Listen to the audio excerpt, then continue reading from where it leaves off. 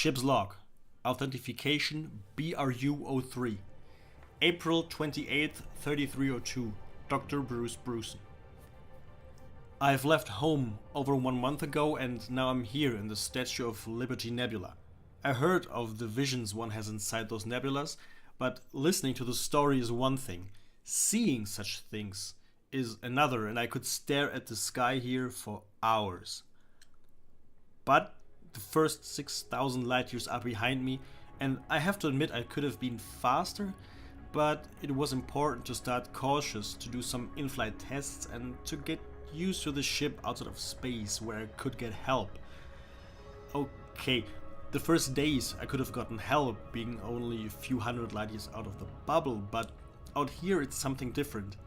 I mean, I know about the risks I am taking, but I don't want to increase them on purpose. And I have to be more careful in the future.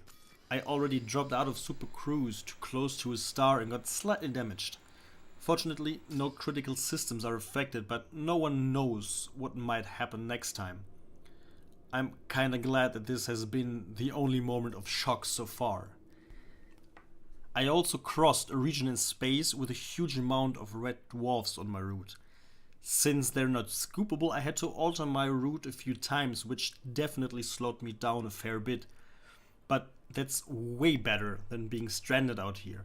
Also, I don't want to embarrass myself by the need to contact the fuel rats, even though their services are great and I really appreciate their efforts. Let's deal with the scientific side of things now. As already mentioned, it has been 6,000 light years now, and I visited plenty of star systems. By this time I'm pretty sure that I know the main population of the galaxy. Rocks.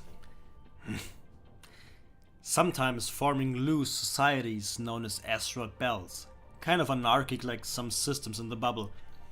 But mostly they're just floating around doing nothing, like the one I'm on right now. But hey, sometimes they're icy. Wow. Yeah, I knew that it would be like this, but one does hope to see less of them. Nonetheless, some of the gas giants I found were super beautiful. Just showing different colors, nice ring systems, and some are even inhabited by simple life forms in their upper atmospheric layers, which still impresses me since the conditions are not that easy to withstand. I've seen those during my training, but not with so little distance. It's just great.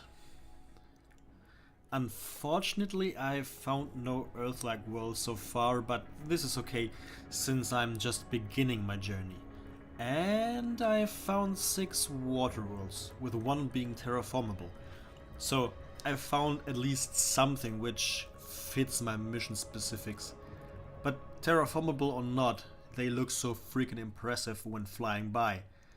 I don't know how many times I took a look at the holograms of those worlds back home, but as always, reality kicks ass. The contrast of the giant blue oceans and the white polar regions. Amazing.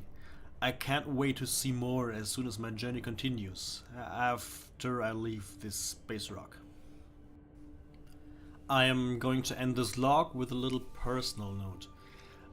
Back home I've been warned about the solitude of space and that can drive a man completely crazy.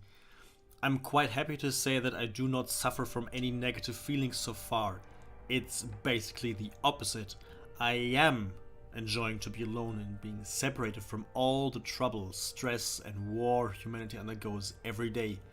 So solitude can be relieving in a strange way, which I might not want to dig in further, I think.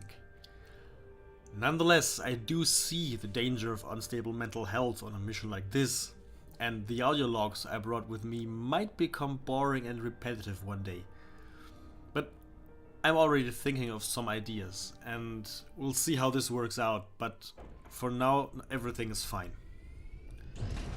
Besides that dried cheese which is on top of all freaking food containers. Whoever invented this should be forced to eat this pile of crap. Whatever.